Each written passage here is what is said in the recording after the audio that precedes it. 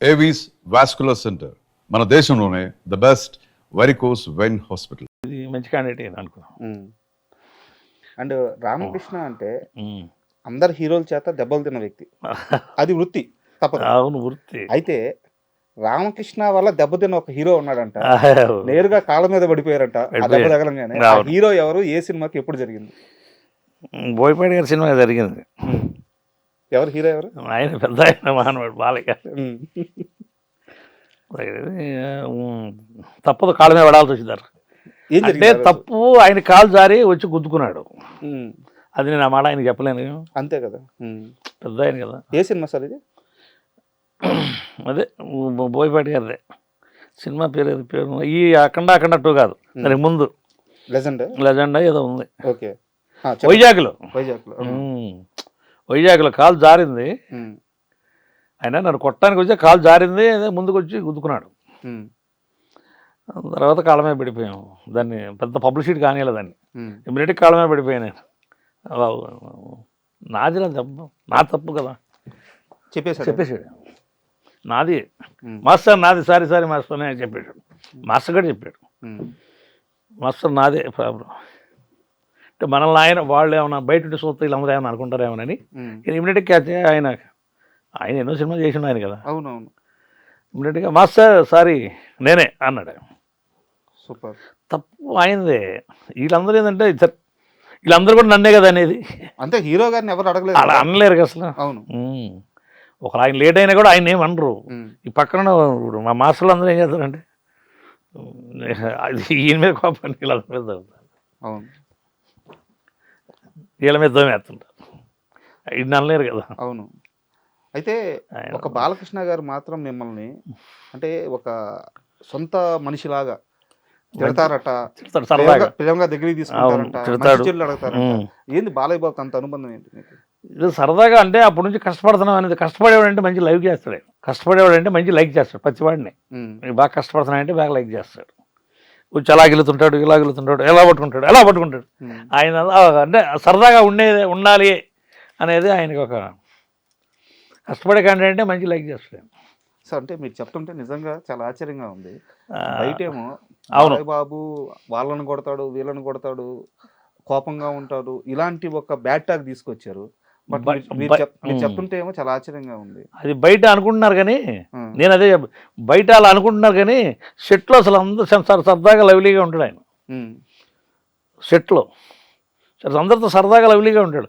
ఎవడన్నా ఏదో నవ్వకుండా నుంచున్నా కూడా వాడు వెళ్ళి వెనకమాలకి గెలిగేస్తాడు. అట్లా సరదాగా ఉంటాడు సార్, చిల్లిగా.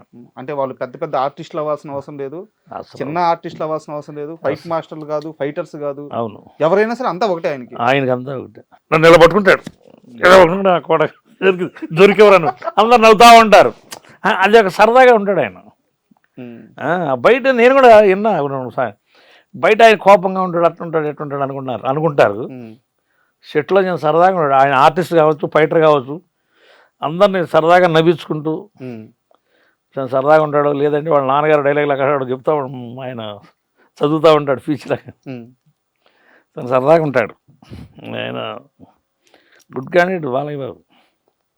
ఇప్పుడు అఖండ 2లో కూడా చేస్తున్నట్టున్నారు. చేశాను. ఎలా వస్తుంది మూవీ?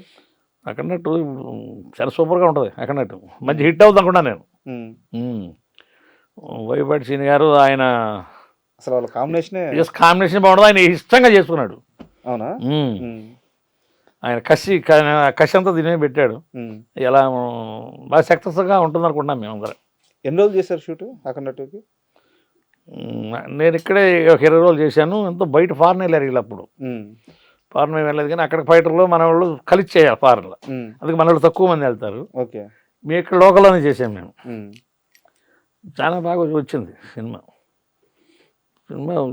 వాళ్ళిద్దరు కాంబినేషన్ అంటే మంచి హిట్ కదా, ఇంకేం వాళ్ళకిద్దరు కాంబినేషన్ అంటే మంచి హిట్. ఇది ఇంటర్నేషనల్ లెవెల్లో రిలీజ్ చేస్తున్నారు కదా, ఇది సూపర్ బాగుంటుంది. అందువల్ల బోయపాటి గారు బాగా ఇష్టంగా చేశాడు సినిమాని. ఆయన కసిగా చేశాడు. బాగా ఎలా ఉంటుందో అనేది సరే బాగుంటుంది. ఎలా ఉండేది అదిరిపోద్ది. నాకు దాని తర్వాత ఇదే అనుకున్నాను, ప్రభాస్ గారు. అదే ఈంది మారుతి గారు రాజసాబ్. అది కూడా చేస్తున్నారు. ఎవరు? నేనా చేశాను. రాజసాబ్ రాత్రి నిన్న మార్నింగ్ దాకా అదే కదా చేశాను. ఓకే. అదే సార్ చేసాక మనవాడికి అసలు దొరకలేదు నేను. ఈ 10 రోజులు ఈ 10 నుంచి దొరకలేదు. అదే చాలా సూపర్గా ఉంటుంది అన్న రాజేసాబు. కుదిరిందంటే ఎక్కడికో వెళ్ళిపోతుంది సినిమా. అవునా? హర్రర్ ఇంతవరకు ఎప్పుడు చేయలేదు ఆయన. అవును. ఎవరు ప్రభాస్ గారు హర్రర్ చేయలేదు. ఇప్పుడు అది హర్రర్ స్టైల్, ఇది స్టైల్, దీని వే సపరేట్గా ఉందనా. కొట్టిందంటే ఎక్కడికో వెళ్ళిపోతుంది. మీకు ఆ వైబ్ అర్థమవుతుంది. బాగుందా? నాకు బాగా ఎక్కింది బుర్రకి. ఈ అందరు దేవుళ్ళ మీద లాక్కొచ్చారు ఆయన్ని ఇప్పుడు దాకా. అందరూ ఆ దేవుడి మీద, ఈ దేవుడి మీద, ఎవరు ప్రభాస్ గారిని. ఈ ఏది లేదు, ఇంతవరకు లేదు. ఇది కొత్తగా ఎక్కుతుంది ఈ ట్రాక్. చాలా బాగుంటుంది. అంటే ఇక్కడ ఒక చిన్న డౌట్ ఉంది. మీరు సినిమాకి పని చేశారు కాబట్టి అడుగుతాను. మారుతి గారి కామెడీ టైమింగ్ అదిరిపోద్ది. అండ్ ఈ దెయ్యాల సినిమాలు, ఈ హర్రర్ మూవీస్ ఆయన పెట్టింది పేరు. అయితే చాలా మంది డౌట్ ఉంది ఏంటంటే, కామెడీ ఉంటుంది, హర్రర్ ఉంటుంది, యాక్షన్ తగ్గొచ్చేమో అని చెప్పి డౌట్ పడుతున్నారు. యాక్షన్ ఎలా ఉండబోతుంది రాజాసాబ్లో? యాక్షన్ తగ్గదన్న, తగ్గదు, ఎక్కడ తగ్గలేదు. చిన్న బాగా వెళ్ళొద్ది సినిమా. ఎందుకంటే ఇన్ని సినిమాలు చూశాను నేను. ఆయన సినిమాలు కూడా ప్రభాస్ గారికి చాలా సినిమాలు చేశాను, కానీ హర్రర్లో నేను ఇదే ఫస్ట్ టైం. హర్రర్లో ఇదే ఫస్ట్. అంతలా పెద్ద హీరోని మారుతి గారు హర్రర్లో తీసుకెళ్ళాడంటే ఎక్కడికి వెళ్తుంది సినిమా. సరే ఇది ఎటో వెళ్తుందండి అనమాట.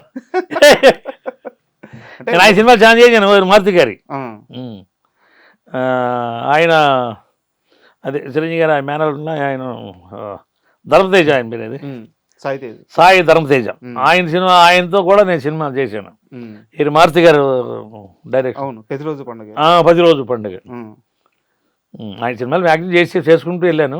ఆయన సినిమాని చూశాను నేను, కానీ ఇది ఒక డిఫరెంట్గా వెళుతుంది సినిమా. నెక్స్ట్ ఇంకేం మూవీస్ తీస్తున్నారు? ప్రజెంట్ నేను వరకు అది చేశాను. అనుమతి చేసిన డైరెక్టర్ ఉండలేదా, ప్రశాంత్ వర్మ. వాళ్ళది ఒకటి ఉంది, ఒక లేడీ చేస్తుంది మహంకాళి. సినిమా రేపు నుంచి నాకు అది అనుకుంటా. ఓకే. ఈ మధ్య పెద్దలో కూడా చేశారండి. అది ఉంది, పెద్దలో కూడా చేశాను అది. లేకపోతే ఇది విజయ్ దేవరకొండ అవుతుంది. ఈ రెండింటిలో ఏదో ఒకటి దానికి వెళ్ళిపోతారు. రేపు మార్నింగే కానీ ఈ రెండింటిలో వెళ్ళిపోతాను. ఓకే. పెద్ద ఎలా వచ్చింది మూవీ? పెద్ద కూడా సూపర్గా పోతాను, బాగానే ఉంటుంది.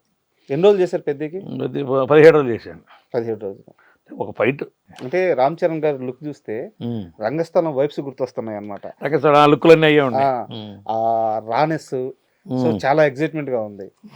సో ఎలాంటి ఫైట్ జరిగింది మీ ఇద్దరి మధ్య? డిఫరెంట్ గా ఉంది ఫైట్. పెద్ది గోడకి దూకటం, రావటం, బాల్ ఆ బ్యాట్ తీసుకుని కొట్టడం, ఎంత కొంచెం డిఫరెంట్ గా ఉంటుంది. సినిమా అంతా క్రికెటే ఉండదు. క్రికెటే ఉండదు. దాని మీద ఫోకస్ చేశారు, బాగానే ఉంటుంది అది కూడా. సో అంటే మీరు ఆ ఫైట్ వరకు బాగుంది, బ్రహ్మాండంగా వచ్చింది. చిరంజీవి గారు, నాగబాబు గారు, పవన్ కళ్యాణ్ గారు వీళ్ళందరితో ట్రావెల్ అయ్యారు. గట్టిగా మాట్లాడితే వీళ్ళందరికంటే ముందు వెంకటరామయ్య గారితో కూడా ట్రావెల్ అయ్యారు. మహానుభావుడు ఆయన తర్వాత. చరణ్తో ఎలా ఉండేది అనుబంధం? చరణ్తో కూడా చాలా బాగుంటాను నేను. రంగస్థలం నేను కూడా చేశాను కదా. రంగస్థలం ఆ ఊర్లో కొట్టుకుంటూ చరణ్ గారితో నాకు మంచి అనుకూలంగా ఉంటాను. ఏమంటారు మిమ్మల్ని ఆయన? రామకృష్ణ గారు అంటారు, బాగా అనుకూలంగా ఉంటాం, బాగా దగ్గరగా. అందుట్లో రంగస్థలం దగ్గరే ఇంకా బాగా దగ్గర అయిపోయాం. ఓకే. ఇంకా బాగా దగ్గర చెప్పారా మీ తాతగారు ఇలా నాకు సాయం చేశారు? చెప్పాను. ఏమన్నారు? చాలా మంచోడు ఆయన. మంచి ఏమో మాకు సరి కుదరలేదు, ఆయనకి మాకు లింక్, నీకు దొరికాడు కరెక్ట్గా ఆయన నవ్వుకున్నాడు కాసేపు. ఆయన మాకు కరెక్ట్గా దొరకలేదు, ఆయన మీకు దొరికాడు అని చెప్పాను అన్నాడు. అన్న మీ పర్సనల్ విషయానికి వస్తే ఇంకోటి, మీ లైఫ్లో కరోనా తర్వాత చాలా దారుణమైన జీవితాన్ని ఫేస్ చేయాల్సి వచ్చింది. పేదరికం అంటే గట్టిగా మాట్లాడితే ఒకానొక టైంలో తిండికి కూడా ఇబ్బంది పడ్డ క్షణాలు ఉన్నాయంట. అవును. ఎలా దాటారు ఆ పీరియడ్ని? కరోనా టైము ఆయనే మాకు రామ్ చరణ్ గారు 2 సార్లు ఆదుకున్నాడు, నాగేంద్ర బాబు 2 సార్లు ఆదుకున్నాడు. లేకపోతే ఆ దెబ్బలో నేను రొటేషన్ అయ్యేవాడిని కాదు. అంతా మళ్ళీ అప్పులు ఫాలో అయిపోయేవాడిని. వీళ్ళు కొంచెం నాకు అదే మంచి చెడి కొంచెం మా యూనియన్కి కొంచెం రైస్ కానీ ఇక చిరంజీవి గారు ఇవ్వటం, నాకు పర్సనల్గా నాగబాబు గారు కొంచెం చేతిలో పెట్టడం. పిలిచారా? ఇంటికి పిలిచారా? ఇంటికి వెళ్ళదు, అక్కడ మన ఇదిలా పిలిచాము దగ్గర. ఆడికి వస్తాడు కదా, ఆడికి వస్తే అక్కడే మాడతాను నేను. ఇంటికి వెళ్తా నేను, ఇంతకుముందు వెళ్ళేవాడిని ఇంటికి. మనం విజయ్ నాయక్ పెట్టాం. తర్వాత ఫిలిం ఛాంబర్ దగ్గరికి వెళ్ళినప్పుడు మాట్లాడతాడు. నన్ను ఇదైతే ఆయన ఇటు అసలు ఆలోచిస్తాడు. కరోనా టైంలో మీరు ఇబ్బందుల్లో ఉన్నారు, ఆయన పిలిచారు లేదా మీరు కలిశారు, ఒక అమౌంట్ ఇచ్చారు, అమౌంట్ ఇచ్చాడు. మళ్ళీ పిలిచి కూడా మళ్ళీ ఇంకోసారి కూడా అమౌంట్, మళ్ళీ అమౌంట్ ఇచ్చాడు. అది ఎలా? అంటే ఒక 20 రోజులు ఆగామంటే మనం మందు ఖర్చు తాగుతామని తెలుసు కదా వీళ్ళకి. ఈయన కూడా తాగుతాడని అని మళ్ళీ ఇంట్లో అంటే పిల్లలు ఉన్నాం, మేము ఉన్నాం, ఇల్లు మళ్ళీ వెళ్తే మళ్ళీ ఒక ఆయన 3,000 ఇచ్చాడు, 4,000 ఇచ్చాడు, 3,800 అంత ఇచ్చాడు. ఇంతవరకు నేను ఇవ్వటం కాదు కదా అసలు. ఆయన కూడా నన్ను కలిశాడు కానీ నేను ఇవ్వటం కానీ ఇవ్వటం కానీ ఇంతవరకు ఏమనుకోలేదు అసలు. నాకు అరే ఆ దగ్గరికి వచ్చేసి ఒక బత్త రైస్ అదే